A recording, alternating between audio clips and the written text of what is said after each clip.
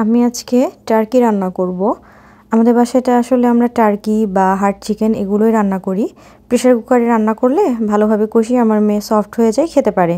আসলে ব্রয়লারটা আমি একদমই খেতে পারি না। আমি যত আদর যত্ন সহকারে কষিয়ে রান্না করি না কেন কেন জানি আমার মোটেও ভালো লাগে না। এই জন্য ব্রয়লারটা একদমই খাওয়া হয় না বাসায়।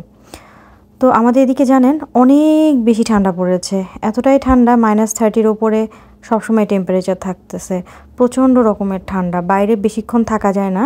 বেশিক্ষণ কিছু সময় থাকলে ধরেন 5 মিনিট থাকলে আপনার আইল্যাশ, আইব্রোজ এবং যেটুকু অংশ বাইরে থাকবে সেটুকু অংশে বরফ জমা হয়ে যায়। এতটা মানে কঠিন ভয়ঙ্কর সিচুয়েশান।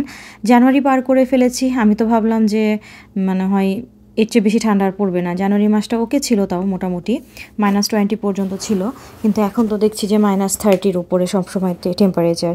সো আমি পাশাপাশি আজকে স্পিনাচ দিয়ে ছুরি শুটকি রান্না করব।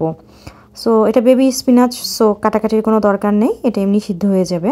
এখানে বেবি স্পিনাচটাই বেশি চলে, কারণ এখানকার মানুষরা স্পিনাচ বিভিন্ন ওয়েতে খায়, বেকড করে খায়। সো কাটাকাটির ঝামেলা না, এটা ওভেনে দিলে প্রয়োজন মতো পেপার সল্ট দিয়ে বেক করে খাওয়া যায়।